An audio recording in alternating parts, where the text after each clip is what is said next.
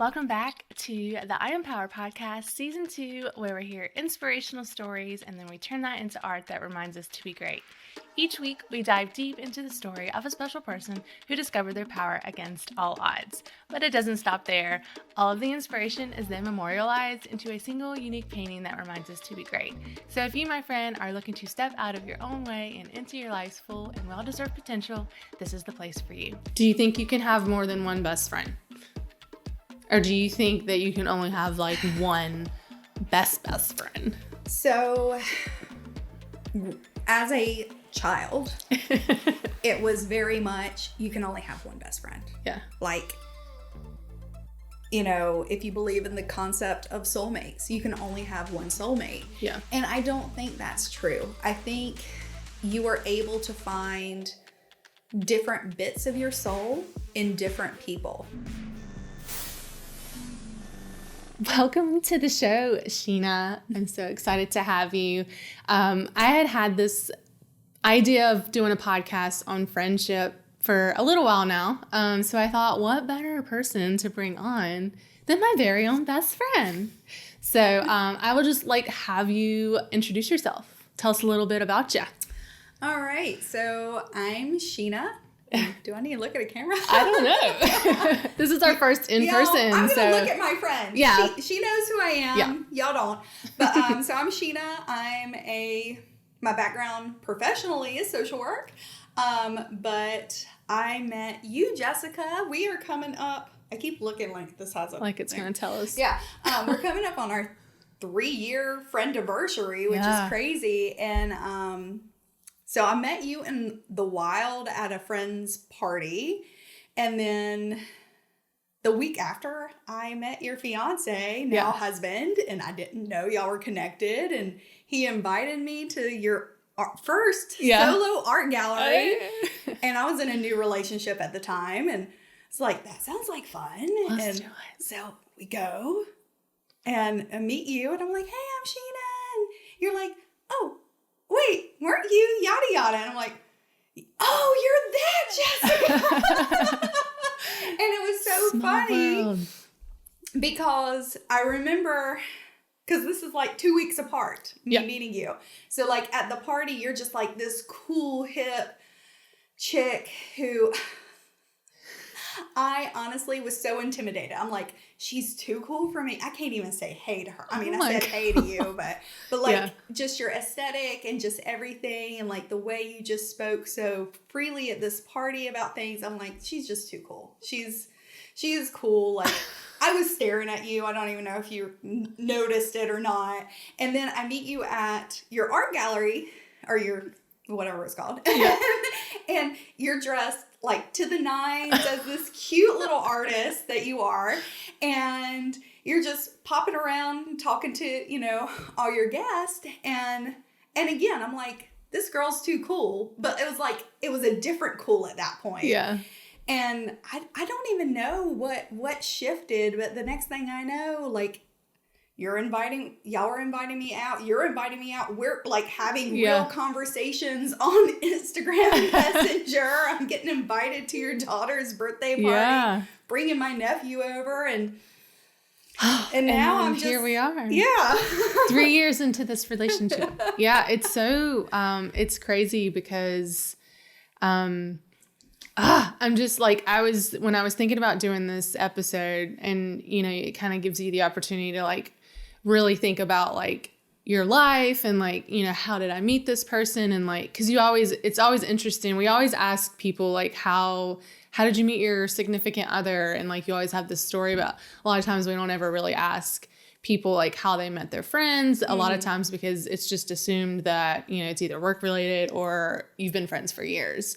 And it's so interesting to me because like I don't think I've ever given you like my POV of like my meeting you. So, and like I don't think this is my first time hearing this. And so I'm always taken back when people are like, oh my gosh, you just exude this like total confidence and like coolness. And like when you hear someone else's opinion of you, it's just it's interesting and it takes you back a little bit. So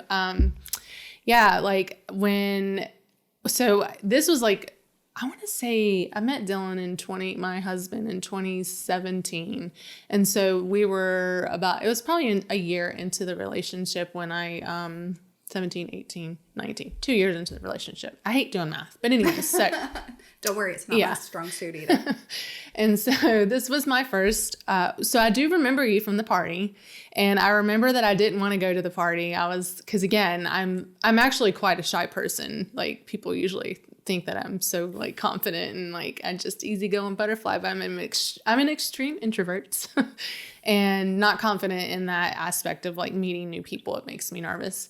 And so I was not wanting to go to the party, but Dylan was like, you're always talking about how you wish you had more friends. You just need to like go. This is a girls' party. Like, you might meet somebody. And so I didn't go with bells on, but like I went and I did have a good time. And I do remember you were very bubbly and like so like open. I felt like you were very open and like confident. And so it was interesting. I was just like, I wish I could be confident about, just because like, just to kind of give you guys a little bit of an idea, it was a pure romance party. So yeah.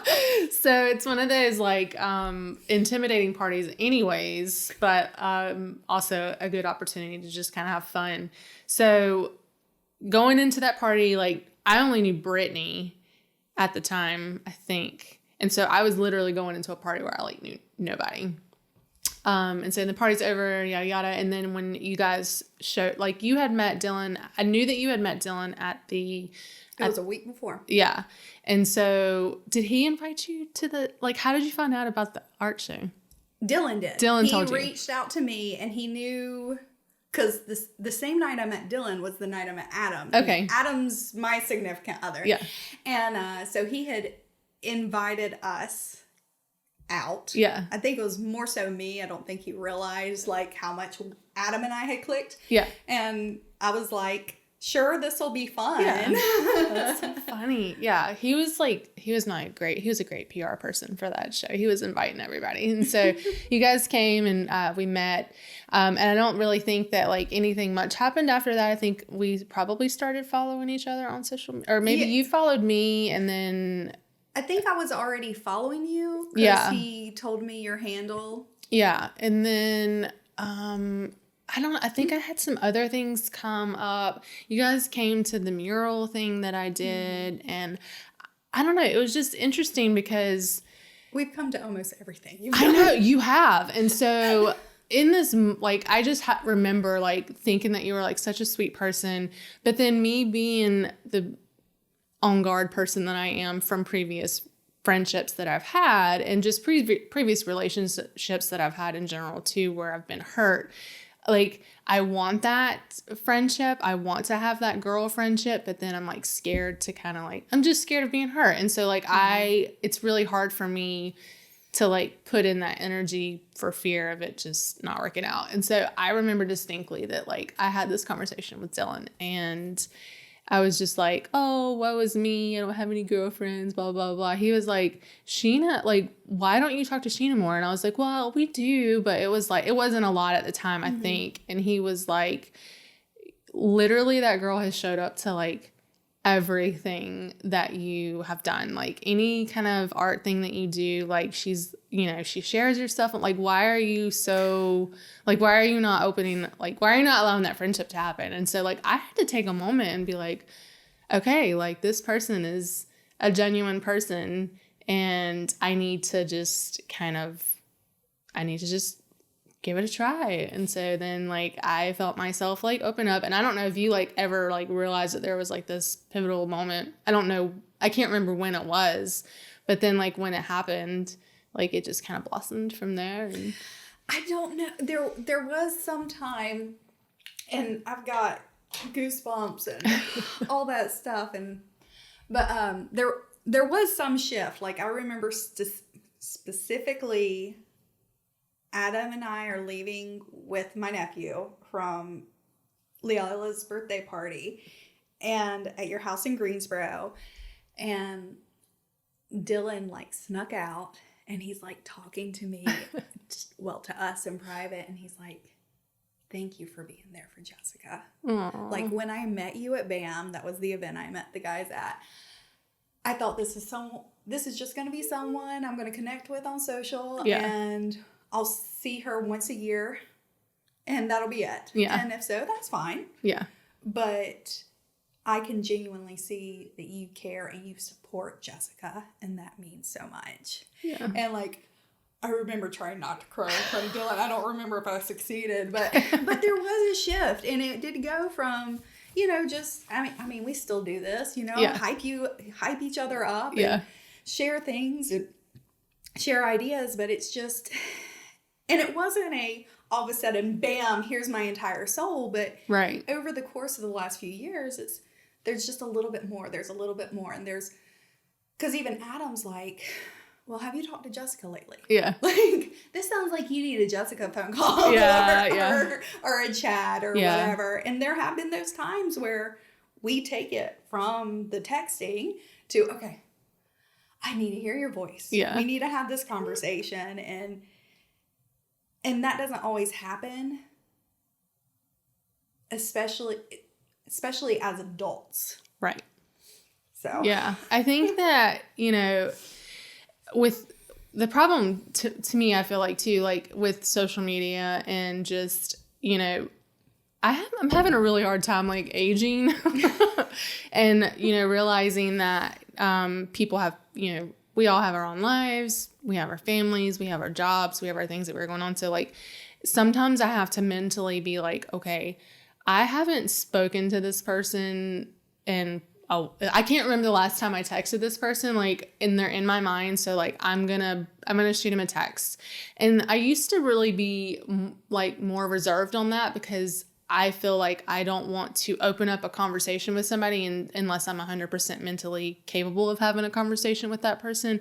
So I would like refrain from sending a text because I am thinking about that person, but like, I just don't have time to like carry on a text message conversation or carry on even a phone conversation. And so, but then like when, you know, with COVID and everything that's happened in the past, like 3 years almost, it just really makes me realize that like we need to value our friendships. We need to value those relationships because like we are creatures of connection and we need that. And so even I have here lately, if someone pops in my mind, I'm like, okay, I'm going to send him a text. Like, I'm just thinking about you. So like, just want to make sure you're doing good. And like, it doesn't have to be like one of those situations where you're opening up. And then I also think it's important too, because I just had this conversation with a friend, yesterday. Like I was like, they had been reaching out to me and I was just like, I haven't forgotten about you. I'm just having a rough week. Mm-hmm. So like, I will talk to you like when I can. And then, you know, and then that person was like, okay, well, I need to hear your voice today. So I'm calling you. Or can you take a phone call? And so then we talked on the phone. So I think it's important that like we do, you know your boundaries, but also kind of realize when someone, you know, like, you know, needs you at the same time. I don't know. Just you got to learn where to do those gives. Yeah. Because don't get me wrong. I love boundaries. Like, and the fact that it's being brought up so often, but you have those folks that you know you can do that little give. Yeah. And it's like you said, personally, this week has been something for you, not to mention what's going on in the world and what's been going on in the world and all that stuff. But that friend needed you in that moment and basically was like, I need you. And it didn't sound like it, the way you described it didn't sound like it was pushy. No. But it was like, this is something that I need this drop in my bucket right now. Yeah. Like, I need this drop in my bucket. Yeah. And then you having that understanding to go, okay, I can give this drop in the bucket. Yeah. You know? Even though, like, I may not want to, but I'm going to do it. Well, and I think that just kind of goes to, like, you hear all the time, especially with things that just people in the media here in the past, you know, couple months who have lost their battle with mental health. And you hear about people posting on, you know, Instagram or Facebook, you know, please reach out if you need help. But sometimes there are those cases where like you may have reached out and like nobody's there. And so that, I think that's the thing, that everyone's afraid to reach out because maybe they do reach out and then like nobody, and then that person or that person's got their own thing and they're just like, I can't help you right now. And then it's just this like really sad situation of maybe they don't reach out because of fear of rejection, and then they lose their battle. I could go on that for hours, because like with my background being in mobile crisis, which I dumb it down to mental health EMS. So I did that for years, and telling folks that just because the person who's having those thoughts or having those feelings reached out to you doesn't mean that you don't have the power to then not just support your friend, but maybe make that phone call that makes it a little easier for that person to tell a professional, yes, I need help and I'm willing to accept your help. Because I can't tell you the number of times like some people would be hanging out, or, there was a weird text or post on social, and the friend reached out and they said something and it scared the bejesus out of the friend who's not having that thing.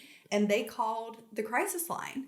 And as soon as I was able to, talk to the person in crisis and get them to consent, then I'm sitting there and the friend may be on the phone with us, or depending on whatever the person, approved of. But yeah, I mean, it takes a village, and Atlas, that precious thing's just barely over a year. And like when you're pregnant and, in that for early time of motherhood, and in your case, motherhood again, because that's starting all over again. You keep hearing, it takes a village, it takes a village. And I have been saying for the last, decade or so, it takes a village to raise a human. And when I say human, I mean regardless of age. Yeah. And that village is picking those folks, having that weird connection, because for real, I was volunteering at a beard and mustache competition and just made a little connection with Dylan. Yeah. And then, here we are. Yeah. It's crazy just because, you think about like how friendships, you always think about like, oh, in high school, I'm going to be best friends with you forever. And you put so much into those friendships. And then it literally, for me, it was pretty much as soon as I graduated, which social media wasn't as heavy. I think it was like AOL was a thing then, but AIM. And then this is really telling our age.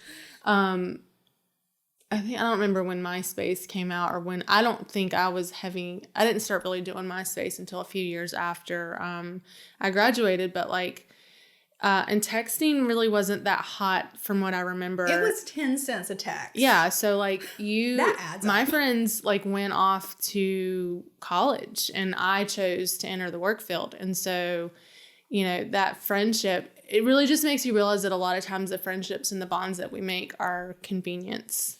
Mm. And it makes me kind of sad because I've had some really good friendships that I've developed with people in my working environment. And then, again, you find yourself back into that high school, feeling of we're going to be best friends forever. I had a best friend with one of my jobs that I worked there 5 years at a vet hospital. She was my maid of honor in my first wedding. And I just knew I was going to be best friends with her forever. And then I left that job because it didn't align with me anymore. And then, we stayed in touch for a little while, and then it just fizzled out, and to the point to where I don't even think I have her number anymore. And it's just crazy, but it also makes you realize too, it makes you realize that friendships can come and go but it also really just boils down to like what kind of energy you want to put into it. I think that if you really truly value that friendship, like it's the same as a relationship with a lover. Like if you want that to last and that to be strong, like you have to put that energy into it. Oh yeah. And like you were saying with the examples of like your high school friendships and then your workplace friendships, most of our early friendships are very proximal. We're friends with them because they're close to us. Yeah. And think about like when you were just a little girl and you'd go somewhere and you would make that friend for the afternoon who you had a blast with. You may not even know that person's name. Yeah. But you can remember 30 whatever years later that afternoon you spent with her at the McNeill. My last name's McNeill. McDonald's. I'm trying to make myself way bigger. The McDonald's play place, you know, like you remember those. Yeah. And actually, I was thinking of that on the drive here. I was like, the first Sheena I met, who was not me, I was in 3rd grade. She was in a sister Girl Scout troop. So like, our troops were sisters. And she was at this event. And it was like one of my first overnight mixed events that wasn't just my troop. Yeah. I don't remember what we did, but I remember I hung out with her all night. Yeah. And it was because we were there. And we just both happened to be really cool Sheenas. Yeah. But as we get older, we lose that. We, you know, you're talking about how you always get asked, well, how did you meet your significant other? Yeah. I mean, I know how you and Dylan met. Yeah. That's pretty interesting. Yeah. I feel like how me and Adam met is pretty interesting. But I have some really great friendship meet stories. Yeah. Yours is one of them. Yeah. I've got another girlfriend. We met at a concert. So I'm gonna talk to you about this other friendship real quick. Yeah. So it was 2011. I was living in Gastonia, so I was coming into Charlotte a lot for concerts, and there was this concert series. It was $5 to see like a 90s band. It was awesome. So I'm there by myself because I'm an ambivert. I can do kind of, yeah. Oh my God, I could not even depending imagine. on what, but I was taking myself every Friday night into Charlotte for a $5 concert. And I'm there, and I see this girl. Y'all, sexuality-wise, I am all about some men. Yeah. But women are beautiful, and there are those that you can't stop looking at. Yeah. And so I'm talking to myself in my head. And so I just walk up to her. I tap her on the shoulder and I go, you already know this, but you are absolutely adorable. And she's on a date. She turns around. Apparently it was a first date too. Oh my gosh. She smacks the dude on his shoulder and she goes, now that is how it's done. Yeah. And she thanked me. And I said, well, I just had to tell you that. And y'all enjoy your night. You enjoy the show. And I start walking away. And she goes, wait, who are you here with? I say, me, myself, and I. She goes, no, you're with us now. So she invites me in on her date. Oh my gosh. The band was Fuel, by the way. What? We have since seen them 2 or 3 times together since that initial concert. And at the end of the night, we made sure we exchanged our last names so we could find each other on Facebook, exchanged each other's phone numbers, and the rest is history. That's so crazy. It takes courage, because I was like, I try when I'm out and about to at least compliment one person a day. Yeah. And she was my one person that day. Yeah. And now she's a wonderful, wonderful friend. And we've traveled together a little bit. And I mean, it's just wild. That is crazy. But in her head, she has told me, she was like, I didn't know if you were hitting on me because you were into me. Yeah. Or if you were just being nice. And I said, it doesn't matter because women are catty. Yeah. And I never get a compliment like that from another woman. Yeah. Yeah. So That's an incredible story. Yeah, because like you think of how, I mean, basically, you hear of like relationships starting in bars and events like that, like with a significant other, someone coming up and just, basically like picking you up, but like essentially you picked up your new friend. And so, I mean, because it's so funny because I see memes all the time where people are like, I wish there was like a social, like a dating app for finding friends, because like finding girlfriends is so hard. But like I think it's because we put so much pressure on ourselves and just the environment, instead of just being like, what would I do? Like, how would I approach that if I was wanting to if I wanted to find a relationship with somebody, like, being boyfriend, being girlfriend, what have you, like essentially like take those same steps. Like if you want to meet new people, like how would what would I do if I was wanting to have a new boyfriend or a new girlfriend? Like what would I do? And then take those steps and it really is like my concert friend. I didn't know we were going to have like all this crazy stuff in common, and then like be each other's hype girls for over a decade now. Yeah. And like with you, I mean, had I just met you the one time, that would have been fine. I would have just remembered there was this cool girl at this party that I was scared to talk to. Yeah.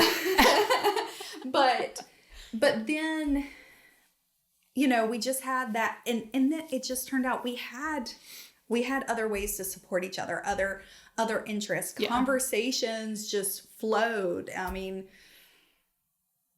silence isn't awkward. Yeah. Except for when Dylan's saying you have to be quiet for 30 seconds. Yeah. We're testing the audio level, so like you got to be quiet, and then we're just like, what? Okay. Yeah, so I think that's such a cool story. Do you think, this has been, I don't know if people even think about this anymore, if this is more of like a younger person type thing. Do you think you can have more than one best friend?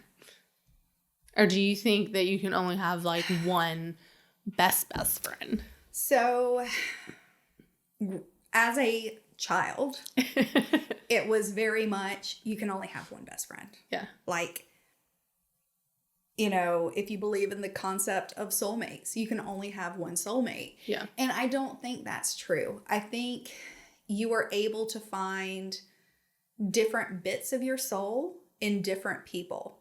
And whether that bit of your soul is just a bit of your soul for that time being or forever, only time will tell. But like, I have a soul best friend. Yeah. She lives in Oklahoma. Like, we met in grad school. Yeah. We're still in communication. Like, we do that random, like, you're on my mind. I just know I love you and I miss your face. No. Sometimes that's all it is. And then other times it's, it's back and forth 30 minutes. Yeah. Or it's, can I call you? And I've got those folks from different aspects of my life that I can still do that with.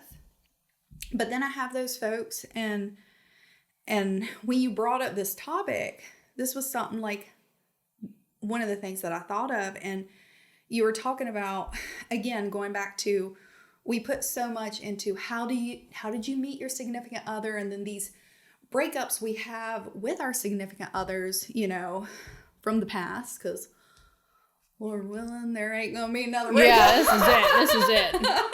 I'm tired. Mama's tired. But I had a friendship who, I mean, we went back a long time. I was in her wedding. Like, she was one of those girls who we were just always there for. And then, like, I guess it was 6 years ago, because her oldest just turned 5. Like, I remember finding out she was pregnant. And I was so excited, because that's one of the things she's always ever wanted to be as a mother. Yeah. And I was so excited to be with her and share that. And during her pregnancy, they moved into a house. I didn't get the housewarming invite. And I was like, well, maybe she thinks I don't want to make that drive. I would have made that drive. Then the baby shower, nothing. And I would, I would send her these, it not just posting on like her updates, but like I would send her her own text or private message or whatever, and nothing. And I interact more with her husband on social. Like I like and stuff, and I wish her children virtual birthdays, but I don't know her children. And I hate that friendship loss still hurts me. It's been 6 years. And the only thing that I can think is she is a true introvert. Mm-hmm. And as we grew up and got into adulthood, that became more and more. And in turn, her anxiety got worse. And like I was always supporting her. But one of our things that we did for years was go to concerts together. And I think she didn't want to go to concerts anymore. And she didn't know how to tell me that she couldn't do that. And she, she found these mom friends who were doing the things she wanted to do while, here I am. And I still don't have, I've got a 14-year-old stepdaughter, but, I don't have children I'm raising. And stuff like that affects your friendships as well. It does. Yeah. I think when you, lifestyle changes it, interest, things that, hobbies apparently change it. Apparently, it sounds like there's a story there. Yeah, but it's one that I'm not ready to talk about yet. But, it brings me back to this, because you're obviously still grieving that friendship. And I seen an Instagram post, I don't remember how many months ago it's been, but someone shared it, and it was a thread, like a carousel. So it has more to it. Mm-hmm. But one of them was saying that it's okay to grieve a friendship. Like it's okay to grieve that friendship, and that grieving that loss is almost the same as grieving a significant other breakup, if not sometimes worse, because I feel like sometimes those friendships have, there's a difference in it. And, I wanted to touch on the multiple best friends real quick before I get into the story. Mm. I think it's important as adults that we, I did feel myself, it took me a while to get to that point where I felt where I didn't feel jealousy when somebody that I felt like was my best friend, had other best friends. Cause you're okay, Jessica, how old are you? Okay. But then but that was partially because I was sheltering myself from allowing to have multiple friends and allowing those multiple friends to be on that level of a best friend to me, because I was afraid of getting hurt because I had that. But I know that different people bring different things to your life. It's like a puzzle. Yes. You may have this best friend that likes to do those things that you connect on certain, I can't even really think of specific things, but I just feel like each friend that I have that I feel is close, which is not very many, which I do also want to highlight that as we get older, it's quality over quantity. Oh yeah.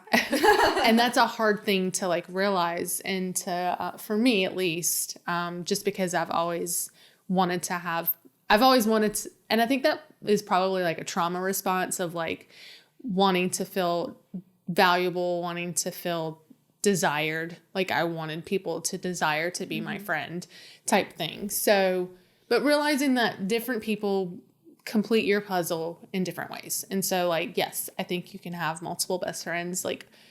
No one person can hold that one, because this best friend helps me and fills me in this aspect, and this friend does this for me. But yeah, so where I was getting to back onto the grieving of the friendships, it's almost I'm not trying to justify or, make it the same as actually losing somebody in the grieving process, as in someone dying.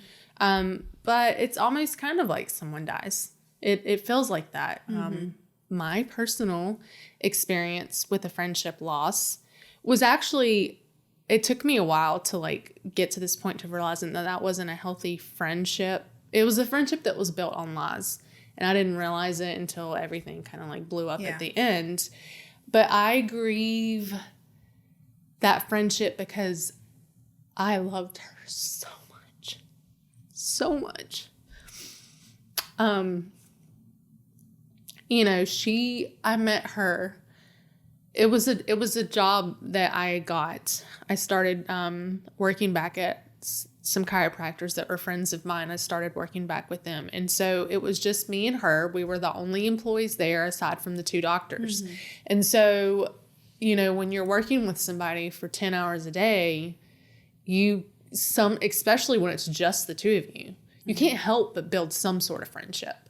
And so, it was weird because like immediately meeting her, and I always used to like feel like I had a good sense of like being able to tell the bullshit against like the, you know, like if someone's bullshitting me or whatever. Mm-hmm. And like I felt like she was a genuine person, and instantly we clicked. And so this is when she had a baby that was I want to say like 6 months older than Leila. So when I started working this job, her baby was a baby.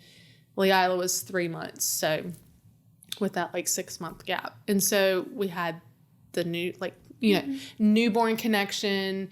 We had the connection of like, it just felt like we had so much in common. We would be like, oh my gosh, we're like the same person. And I worked with her for, it was probably like going on 5 years, I would say. So 5 years I had developed this relationship with this person. And you know, it went past a work relationship. We hung out outside of work. We would call each other outside of work and talk. But then, and I feel comfortable saying this story because she probably will never ever hear it. But she, and I'll just keep, you know, names quiet, but like she suffered or, you know, had previous issues with addiction. So I knew that when I met her, she wasn't driving. She had lost her license because of having, I don't know the logistics, but like multiple DUIs or whichever one it is that makes you lose your license. But then shortly after I started working there, she had the machine in the car and where you had to like blow in it in order to like crank your car. And I remember there was times that she would call me in the morning because it wouldn't crank, and I would drive to like her house to blow in. This is illegal, guys. Don't do this. But she would tell me that like sometimes her mouthwash would set it off, or if she ate a certain food, it would set it off, which I've heard is true. Yeah. But at this point now, looking back on it, I don't know. Is sus. Yeah, it's a little sus.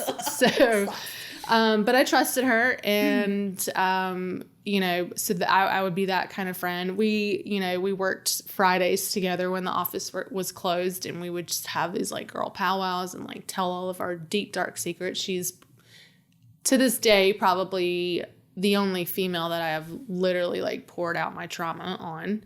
And I just felt like we were connected in a really, you know, we had that relationship. Well, fast forward to the last year that she was working the job that I was working with. And there were some things that were going on that was just kind of, I don't know, she just started acting a little distant to me. There was times that like she would joke, like she would have her coffee and she would joke that she had Bailey's in it and stuff like that. And I'm like, okay, but you know, I would never do that on the clock. To each is their own. But she was technically over me in our job position. She was the manager. Wow. So a really long story short, I'm going to try to like compartmentalize this as quick as possible. She went on vacation and for a week, and anytime we ever went on vacation, we always felt like we had to make sure all of our stuff was right, like because we were going to be gone, and then we knew the doctors would be like in our office area, so we wanted to make sure that everything was like tip-top shape. And so we were always stressed out, and I was like, go on vacation, I've got you covered. If anything is off, I will make sure that it's smoothed over, and you won't, you know, if you messed up something, like I'll smooth it over, it's fine, I got you. So I go to do a deposit And she was the one that always did the deposits. She was the one that ran to the bank. She handled the money. In the office, I was the treating CA, chiropractic assistant. So like I didn't handle the money, but I was there. Like I would put in like the treatment plans and stuff. So like I knew when people paid, I knew when they paid for a treatment plan, I knew what their billing stuff was because I was the one that entered that data into the computer. So I go to do a deposit. It was like first day of her being, it was either first or second day of her being gone. I'm feeling like it's the first day. And this is only relevant because of what I'm fixing to say. So I go to like write up the cash. We didn't take a lot of cash in the office. Yeah, a lot of it was credit cards on file and things like that. But I had to go do a cash deposit. And so I go to pull out the deposit form and I'm like, I just want to make sure that I'm writing this down right so I don't mess up the deposit. And so I flip back a couple days to like make sure that I'm writing like checks where they go, cash where it goes, yada, yada. Well, I happened to flip on one day and I'm like, that looks weird. I know that we took in like $300 that day. It was like a $20 cash deposit, which I thought was really weird and small. And so I was like, I know we did that. So I pulled like the end of day sheet and I'm like, yep, there's the cash payment, but it's not on the deposit payment. And so I'm like, okay, maybe it's just a fluke. I go back another day. It's not right. I go back more days. It's not right. I'm like, holy shit. You've got to be kidding me. Like, you've got to be kidding me. And so I didn't say anything yet. I am like, okay, I need to look into this before I bring it to anybody. Like, and before I decide what I'm going to do, because like, this is my best friend. So, you know, I take like the next day and like the rest of the day and like the next morning to like look back, and it's multiple days of not adding up, of cash being short. Even if it's like $40 and $60 here, it's still short. Yeah. And so I was like, what do I do? I don't know what to do. Like, you know, this is my best friend who is like, do I address it to her? Do I say something to her and be like, dude, what are you doing? Or do I make the decision to bring it to the doctor's attention? Like, what do I do? So I thought about it for like a day, like went home and thought about it. And I was like, you know what? Like, wrong is wrong. This freaking sucks on so many levels. But I have, you know, there's two things that could happen. I could not say anything and I could say something to her and it could blow up and she could accuse me of it. And then who knows what happens, her deny it or whatever. Or she could try to throw me under the bus. The doctors will eventually figure it out. And then I get thrown under the bus because, I mean, a person that is embezzling is like, you know, what kind of state of mind are they in? They're in a, you know, they're going to be self-defensive. I don't think that it would be a situation where she would turn herself in. She would probably try to be like, well, must be Jessica. So that next day I was like, all right, this is what I'm going to do. I took in the papers and I set the deposit thing in. I was like, Dr. C, I need to talk to you, but like, I don't want to talk to you. I want you to just look at this and you come to your conclusion and then you let me know. And so she's like, okay. And then she takes time to go through it. And she's like, what's going on? And I was like, what do you see? And she's like, there's money missing. And I was like, yeah. I didn't notice it until the other day when I went to go do the deposit. And then I started pulling day sheets to make sure that it wasn't just a fluke error and it is consistent. And I just wanted you to come to this. I didn't want to be the person that like tattled on somebody. Yeah. And so, you know, fast forward again, like they come to find out she had been doing thousands and thousands and thousands of dollars. It had been going on, like got in touch with their accountant and went back and pulled all the day sheets and it was going on. So obviously I feel like there was possibly an addiction problem or something. I don't know. I was just like, why is this chick stealing money? Like we may not make the best amount of money, but like if she was hurting for money for something, like she could have went to the doctors and they would have helped her. Like I know I would have helped her the best that I could, but like it was just such a weird situation. So anyway, so like when she came back into work after her, after her vacation was up, I was like, they were like, you don't need to be here when we talk to her. And I was like, if I don't come in early, like if I don't come in on time, she's going to think something's up. And they were like, well, you just need to not come in until whatever time. And I was like, okay. So like I texted her that morning and was like, my car had a flat tire or something or another. I don't even know. I might not have even texted her. I just know that when I came in, and like all of a sudden I started getting these like text messages from her, like, what's going on? You know, I don't want to say the doctor's names, but Doc is like accusing me of stealing money and da-da-da-da-da. And like, and they told me, like, when I come in, I was like, she's like blowing my phone up. Like, I don't know what to say. And they're like, you can't talk to her because if you do, you could implement yourself. And like, if we press charges. And I was like, oh my God. So I had to basically like not say anything to her for a while. And so you had to like ghost her for I literally had to ghost her. And so, gosh, I feel like this story is taking forever. But I want to, like, it doesn't end there. So I actually ended up leaving that job to become a full-time artist. So all that went down. Okay. I didn't talk to her for a really long, like any of that time because I didn't know if they were going to press charges. I didn't want to like get in trouble. And so that went on. I would say it was probably like 6 months later that I wound up leaving that job, which I felt guilty for like having that go down and then me leaving. But like my art business was just too, like, I couldn't do both. So I had to pick one or the other. I made more money doing art. So I was like, I love you guys, but like, I'm out of here. I got to be an artist. So started doing the art.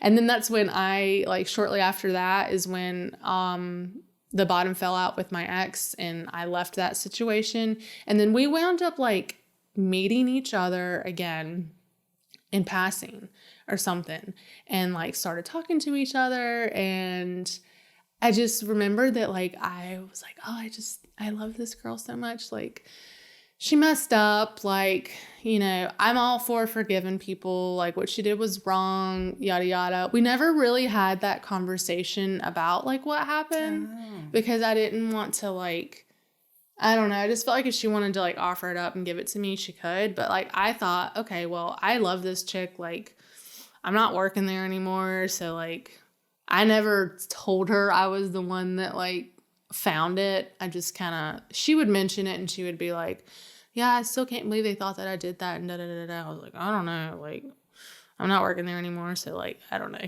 Just, which was not probably good.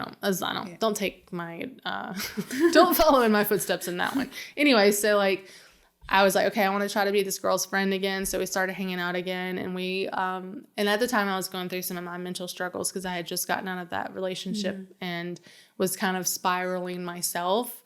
And we would go out and like, we would get intoxicated and then drive when we shouldn't be driving. But I remember distinctly there was a moment that we went to a club and I was almost 100% sure that she was doing cocaine in the bathroom. She never like would do those drugs in front of me, but like I always kind of felt like she was doing it and I was like, okay. So like we're partying and stuff and I'm just drinking. I'm not doing any like hard drugs like that because I know that like one of us has to drive home and obviously she doesn't have a good track record of driving home intoxicated. So like it would have to be me. And then there was one time that like we went to like a flea market to hang out and we had our kids with us and she was doing like airplane bottles while we were there and we were in her car, but she was doing airplane bottles when we were there. And then on the way home, I felt like she should not have been driving and it scared me because we had our kids in the car. And then like we got back to her house and she was just kind of like belligerent and I was just like, okay. I'm not in like the mental space to be a friend for somebody that has issues like this. So I just basically was like, I'm going home. I'll see you later. And then I just like ghosted her. And then probably weeks later, she like went on my Facebook and like started like trash talking on one of Lee Isla's photos, like calling her, saying that she looks like a clown and stuff, like literally like bashing my kid to the point to where I had to I had to block her on social media. Like, that's so multifaceted. Oh my God. And like now when I'm like thinking back as I'm saying all this, I'm like, how do you miss this person? What? You sound silly. But I miss the person that I thought she was. Yeah. And I think that it's okay to like, I think I did the right thing of like leaving that situation because I was not in a mental space to be that friend that she probably needed. She needs somebody that can help her with her issues. I was not in a place where I could be that person. And so, yeah, I don't know. It's just weird. Like, I feel really weird now, like saying all that. Well, you miss the person that you thought that person was. Yeah. And I get that 100%. And then you also, like, you're talking about there's the work thing isn't like a personal betrayal to you, but it's like y'all work together. And like you said, that could come back on you if you don't say something. And then I know it's like I was captivated. I was like, oh, but this is a crazy story. But we do, like, we have those connections, and it breaks my heart. So I know growing up, and I'm still friends with some of these folks. Like, I still go to their kids' birthday parties, and I wish them happy birthday, and like, we'll, you know, pre-pandemic, we'd go and get dinner together and stuff like that. But, you know, I've always had girlfriends. I feel very fortunate in that. Yeah. And the reason I say that is because I look at other girls and I hear stories like you've shared with me and what I'm seeing with my stepdaughter, and it's hard. And for me, I don't feel like it was hard to make friends because you just happened upon friends, and then, you know, what stuck to the wall. Yeah. But then, like, so I was in school a really long time. I graduated high school. I went directly into college, and then from college, I went directly into grad school.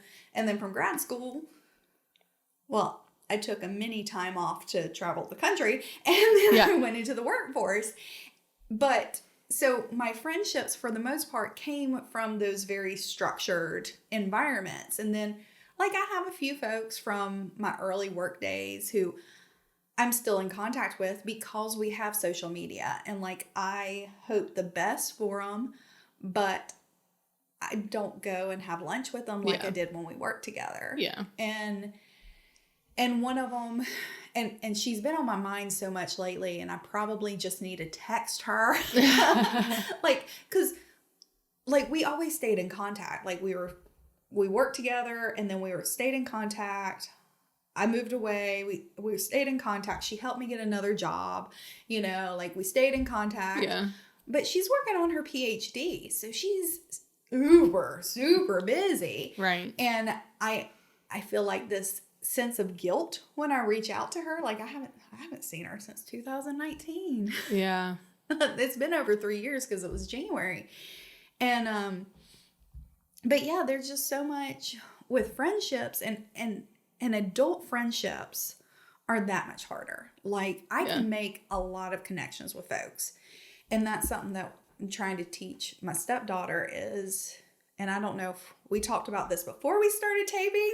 I know. But, you know, you take those little risks, and you just learn how to just kind of open yourself up a little bit. Yeah. And you test those waters. And it's not, it's a way to protect yourself.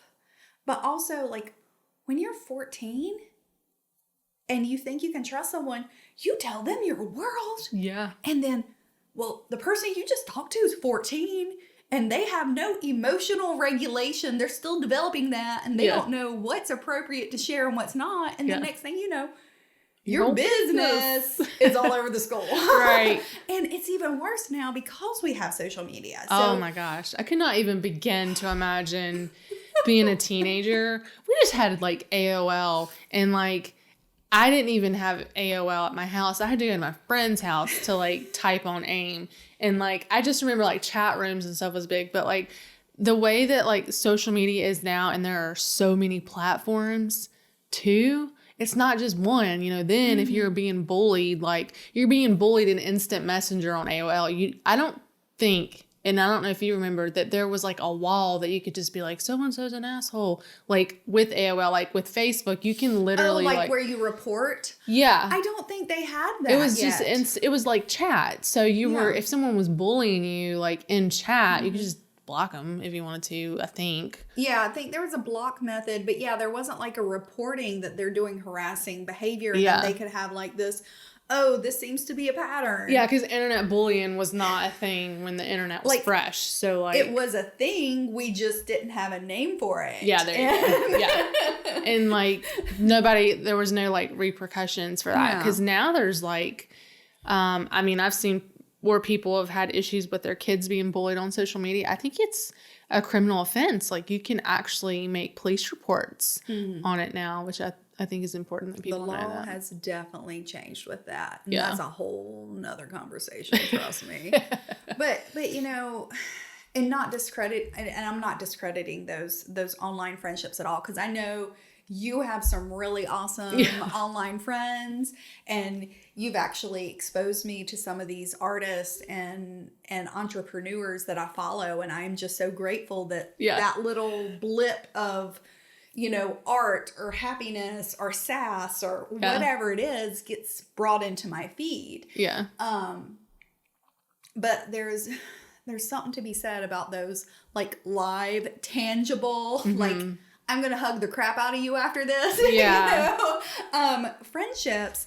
And again, not discrediting long distance or online, but there's just something different, because like it just breaks my heart when I talk to some of these kids and they're like, well, all of my friends are in whatever gaming world or whatever. And yeah, they talk to them when they're gaming and they might bring up stuff, but like that person's not available at 3:00 in the morning when, you know, their car won't start, the baby's you know, whatever the situation. Or you need a hug.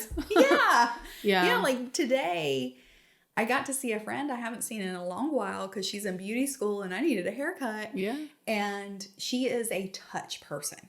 Like I love a hug. I love a hug, but I'm not a cuddle with your friends person. But she is. And so I was, through talking with her today, I was like, this is so great for you because this gives you consensual touch all day long. And like, she's like washing my hair and she's doing good shampoo. Like she is massaging. And I'm like, if I fall asleep, don't wake me up. Right. You know?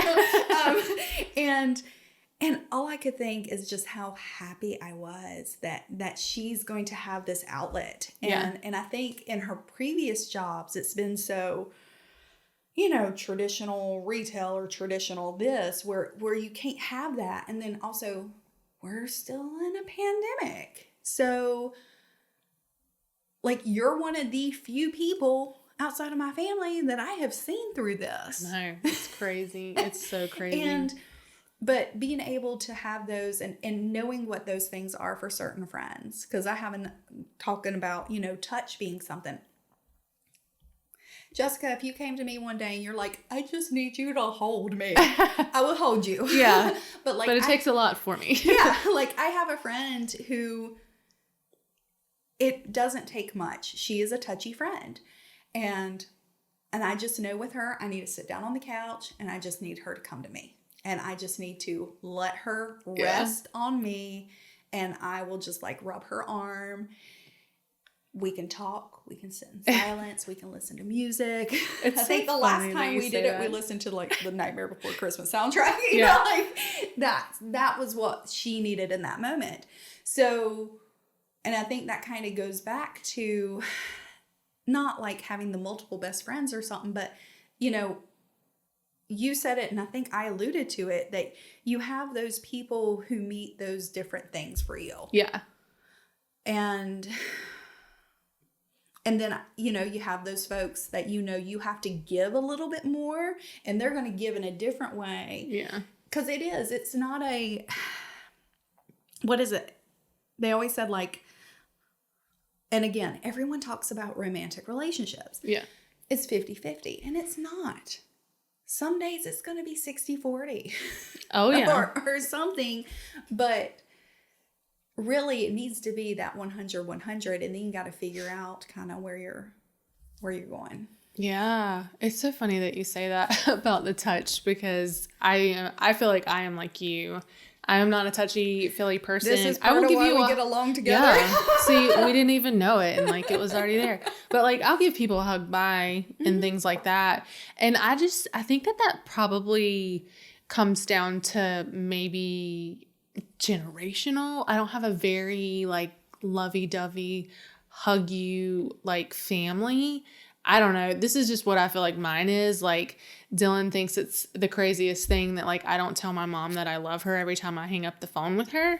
And I only do that with him because, like, he says it. But, like, and this is me, you guys will probably think that maybe I'm the only one. I don't know. But, like, I feel like when you use the word I love you over, like, you use it a lot, I feel like it loses its value. And so I don't tell my mom I love her when I get off the phone every time. And maybe, you know, when she's not with me anymore, I might hate myself later for it. I don't know. But that's just how I am. That's how she is. We don't tell each other that we love each other all the time. I know how much I love my mom. I think my mom knows how much I love her. And I think that I know how much my mom loves me. But we don't tell each other that all the time. So anyway, so like that, again, I didn't grow up with like an overly like cuddly mom. So I'm not an overly cuddly person. And when I met Dylan, you know, all guys say that they want to cuddle, I think, because they think that girls like that. But like Dylan actually likes that. And so it was this really weird connection like with him, because when we first started seeing each other, I didn't want to touch him when we were being intimate. It's crazy. But like I am not a touchy person. So like, because I'm laughing because this is so similar to my story. It's you, yeah. So like when we first started seeing each other, we were just friends with benefits, and but like we were really good friends, and like we had made the decision that we were gonna, like, if we were gonna be seeing each other, that we would be exclusive for, you know, safety reasons. So, and we had come to the understanding that like if I'm gonna be with somebody else, I need to let him know so that he can make that decision on whether or not he wants to be with, you know, if he wants to continue. Anyway, so we were exclusive, but we were not labeled boyfriend, girlfriend. We were just friends with benefits. But anyway, so like I remember for the longest time, I just wouldn't embrace him. Like even like during, it wasn't like I'm not holding your arm, I'm not touching your arms, and not rubbing, you know, it was no touching. It was just, and you're probably like, how do you even do that? But like we did it. And then but I explained that to him because like to me, a touch is a very intimate, almost kind of letting your guard down type thing. And I feel like because of the hurt that I have been through in my life with past people, like past lovers, past, you know, ex-husband, you know, past friendships, that like to me, touch to me is very intimate. And so until I decided to break down that barrier with him, then once I trusted him, then it was, you know, we could be in embrace. He would always want to lay and cuddle on the couch and just like watch TV. And I'm just like, this is weird. Like PDA, I always felt like PDA was like too much. Like, I don't want to hold your hand when we're walking down the street. That's weird. I don't want but like at the same time, like you have to give and take. Like this is you know, he doesn't expect me to do it overly. And so, but then I give him a little so that he gets what he needs. He gives me, you know, the understanding that like, that's just not how I work. And so I was just, you know, connecting. Same thing with the friendships. Like, you know what, even if it's things that are not necessarily your favorite thing to do, it's not really your love language, I guess is maybe a word that you could use. You just kind of know, like, okay, I've got it. I love this person. I'm going to give this little bit of me because this is what they need. And like you said, it's not always 50-50. And knowing someone's love language is important in friendships too. Yeah. Because like I have a friend and this is actually one of my friends who I was going to talk to you about later, who pre-pandemic, like she was one of those that I'd go out shopping and I was always seeing things that I was like, oh my goodness, she needs this, whether it was for her creative endeavors or just to make her happy with her plants or whatever. Yeah. And I mean, we're not talking about anything crazy. Yeah. We're talking about like $5 here, $1 there. And she was always like, thank you, but you don't have, I'm like, I know I don't have to. Like, I enjoy receiving gifts, but that's not, I'm one of the oddballs who has 2 different love languages. I have a love language for giving love, and I have a love language for receiving love, and they're not copacetic. And that's what I had to tell her one day. I was like, I love and I appreciate you, and I value your friendship, and this is the way I express myself.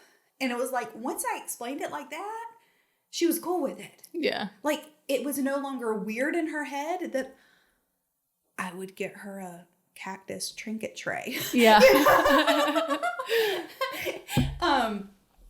And so, yeah, I think there is so much we miss in the friendship arena. Yeah. Because so often it is about finding, that other part in that, like, romantic, soulmate, whatever. Yeah, it's just not talked about enough. And like I said, I feel like I do believe somewhere in probably my mid-20s, I started realizing, I'm like, that's going to be a lot to put on one person. Mm-hmm. And realizing that it is okay to have these different parts of me that are living outside of me in a friendship way. Yeah.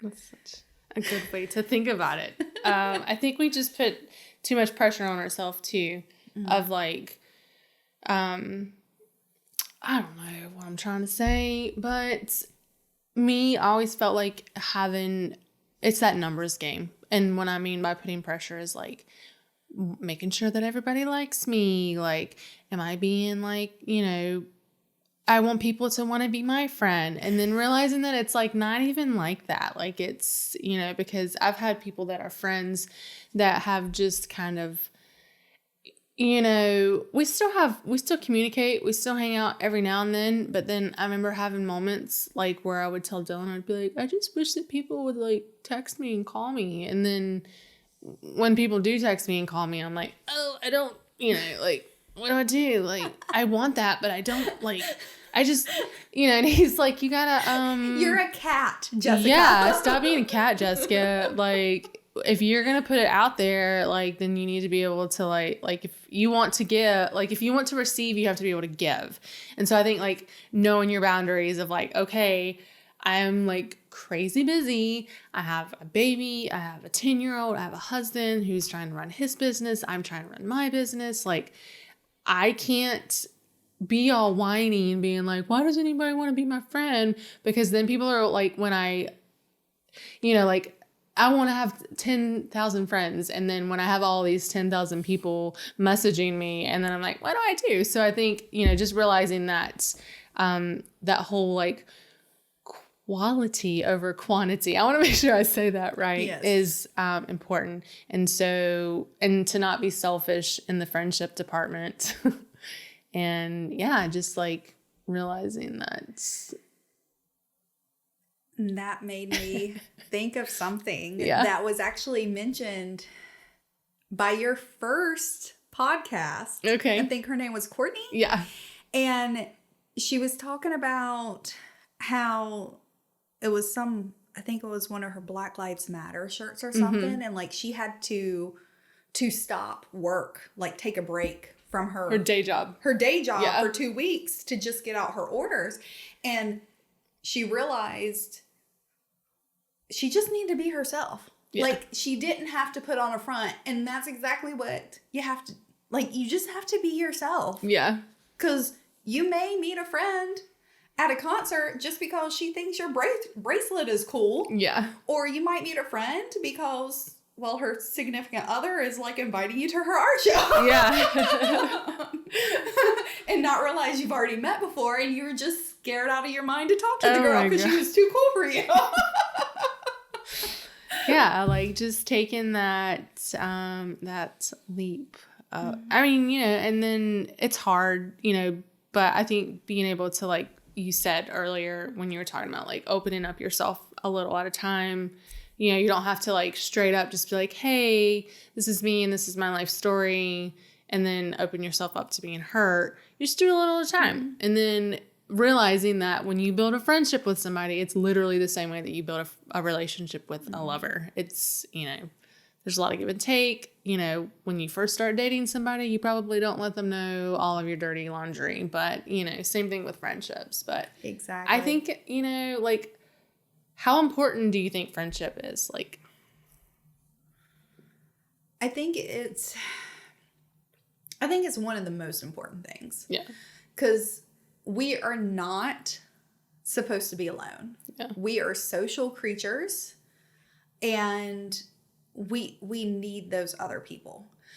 And whether it is, and I know we've said complete a few times, but it's more, we complement each other in different ways. Yeah. And like what this friend gives me, or like helps, I guess, highlight within me, hopefully I'm highlighting something within them. And those friendships, those connections should be helping to make you a better person. Right. Like, I mean, just in the time that I've known you, like, I mean, obviously, and I'm going to go with the obvious one right now, because I don't know if emotionally I can go much deeper, but like art, like your aesthetic. I love the colors you choose. The colors you choose are the colors that have always spoken to me. Aww. So like to be able to see that in a fun way and in a way that speaks to me or is interesting or whatever. And then, I'm not a creative artsy person, but making sure that I have those colors in pens at work while I'm taking notes. Like, yeah. Like legit, the pens I pulled out the other day, I'm like, these are Jessica colors. And then that makes you smile because you're thinking of your friend and you're like, oh, this is a fun thing. And I don't know. Yeah. Friendship is important because like I was saying earlier, thinking that there's only one person and you're going to pull all your crap on that one person. Yeah. Like, I love Adam to pieces. I am so incredibly thankful for that man in my life. And I'll pour a lot of crap on him. Yeah. But there's also things that it's like, if I try to pour this on him, he's going to listen to me. He's going to support me. He's going to challenge me to think about it in a certain way that's different than the way I've been thinking.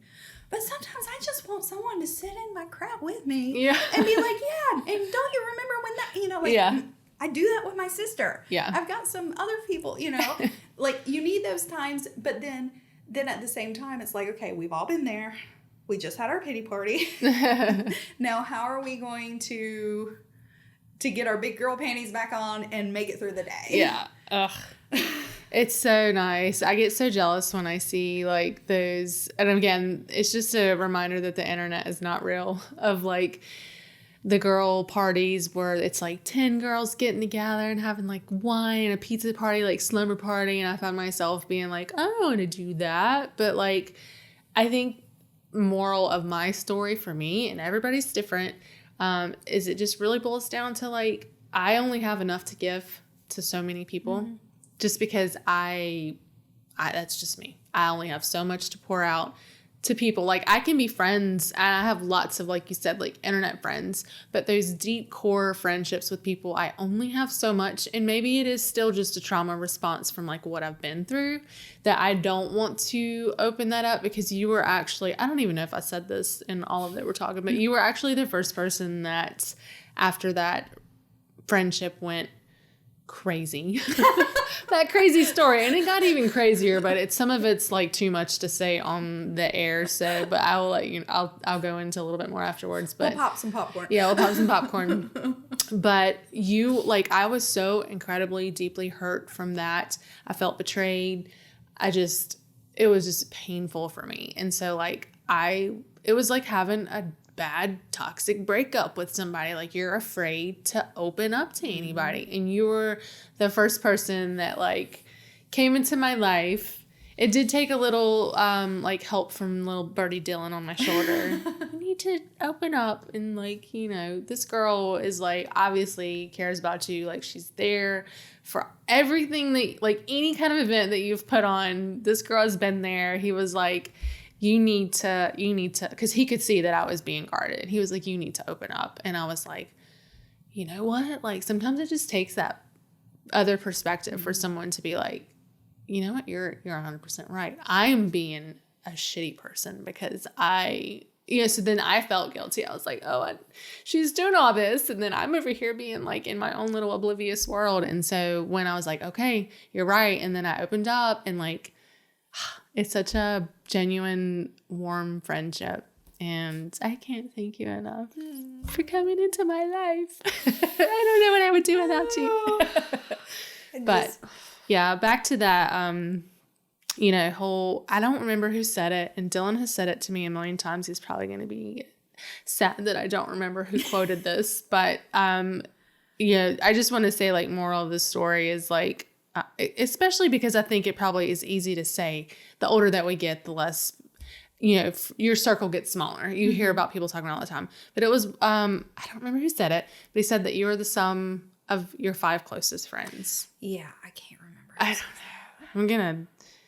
I'm so sad, but like, it's such a good point. Like, so your 5 closest friends, you are the sum of that. So like, make sure that those people that you hold closest to you have, the same values as you, are being there, like are pumping you up, are going in the same direction that you were wanting to go into. And I think that was one of the things that I struggled with a lot, was that old friendships that I was trying to hang on to, they were just not, I wasn't being able to grow. And like my ultimate goal in life is to grow and to leave some kind of impact on this planet in a positive way when I'm not here anymore. And so I want to surround myself with people, the ones that are closest to me. I'm not saying that like you can't have a variety of friendships, but those that are closest to me need to have the same core values and like growth mindset that I want to have, so that I am continuously going forward. Yeah. So, oh, thanks for being my best friend, Sheena. Oh, well, Jessica, thank you for being one of my best friends. So I know this was a little bit of a different episode than what what we normally do, but this is something that I've been wanting to do. It was a topic that I wanted to talk about, and I couldn't think of any better person than my one true friend, my person that I hold dear to me, my one true friend, Sheena. But yeah, so I think it was a good topic and one that is important. Yeah. And kind of going on theme of this, your brand for the podcast, like, yeah. So for y'all and listening and what world, it's so funny you said y'all, because people that are like out west are gonna be like, oh, they're gonna eat it up. They're gonna love it. They're gonna love it. My friends in California are like, why don't you go live anymore? I miss your voice and your southernisms and stuff. But to go on with your brand, because like I was saying, is I felt like such a bad friend because it's taken me forever to actually start listening to your podcast. And I shared that with you a couple months ago. I was like, I'm all for your podcast. I love what's coming art-wise and what I see, your content on Instagram and stuff. But I hadn't listened because I knew they were heavy topics. Yeah. And of course, I started listening to it this week, but but I had to be, for me, I knew I was going to have to be in a different mental place. And I've recently gone through a few different shifts, and I finally, Friday, yesterday, from the time we're recording this, oh, this is weird. I binged, I think 6.5 episodes. Yeah. And some of it got really super deep. And just in those few episodes, I could hear I could hear your growth. I mean, I've visually been seeing your growth as an artist and with what you're doing with this. But, you know, you always ask, you know, how do you find your power or whatever? And I think one of the ways, going back to that quote you just said, and those 5 people, and, you know, your hype squad, whatever you want to call, whatever like little piece of them you're going to take with you to make yourself go in the direction you want to go. I mean, you find your power through the people you're around. Yeah. Like, obviously, and it may not be obvious, but, you know, obviously your connection with your husband, Dylan. I mean, we're sitting in like, yes, it might be your dining room, but we got like some state-of-the-art recording and visual stuff. And I know he pushes you in a way, and I don't know which way I push you, but, you know, like I've seen your interaction with certain people, and, you know, being invited to some family things, and I've seen in you where you get this passion and where this has come from, and it's so neat to meet those people that help make and inspire your friend, because then it's like things just fall into place. Yeah. So someone said recently to me that that I've changed a lot, and I'm like, yes, I hope so, because if you are not changing and growing, then you are dying, and that's not where I want to be. But yeah, so, you know, thank you so much for being my first in-person guest. Super exciting. Hopefully. These lights are hot. They are hot. It is very hot in here. So we're going to wrap it up. But thank you for being on the show today, Sheena. I think it was a great topic, and I'm excited to air it and let everybody meet my best friend. Yeah, well, I'm excited to meet more of your friends. Yes. And it's been fun to listen to some of your new connections as I've started taking your podcast journey. Yeah, thank you so much. I love you, and I'm not just saying that as an overused word. You're yes. Well, I love you too. I love my Jessica. Like, seriously, I don't know what I'd do without you. Well, thank you. I love you too, Sheena. Thank you guys so much for tuning in today. I want to thank my guests again for sharing their incredible story of transformation with us. I'm going to link their social medias below so that you can give them a follow. And of course, if you guys felt personally connected to the story and you would like to support the podcast by purchasing one of the limited edition prints that goes along with it, you can do so at my new website. It is iampower.club. And of course, don't forget to follow us on Instagram at iampowerclub. And lastly, don't forget to like and subscribe to this channel so that you don't miss next week's episode of I Am Power. We will see you then.